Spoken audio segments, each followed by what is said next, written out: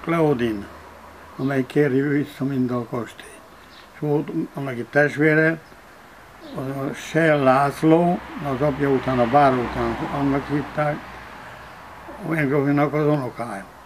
Az kiment Németországba, és azt mondta neki, nem kell innod semmi, és aztán a testvére mind kéregeti, hogy kapná vissza. Vagy kapjon kártérítést, neki nem kell, mert nem ér semmit.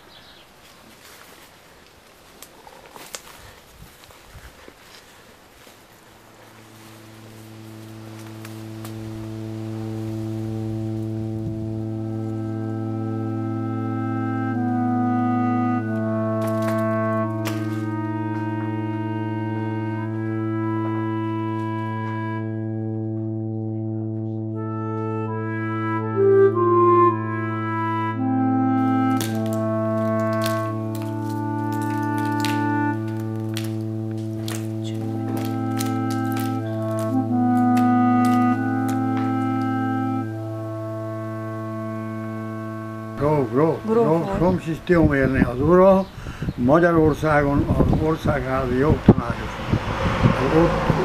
Ott itt, minden évben az jött haza. Akkor volt egy kapitán, aki intézte az egész gazdaságot. Az Korpulics Ede volt, aki az első világháborúkor hajós kapitán. Aztán megmentette a lányait, ez megmentette, és azt ígérte a Weingrófné, Somsis Tihomérné, hogy bányát hézre adja. Aztán mégis nem mente hézre, de azért itt lakott, ő rendezte a gazdaságot. Az nézett jól ki, a lányom, Mária úgy hitták, az Magyarországon a szépségben, nem tudom már pont melyik évben, de díjat nyert. Szépségben. Na.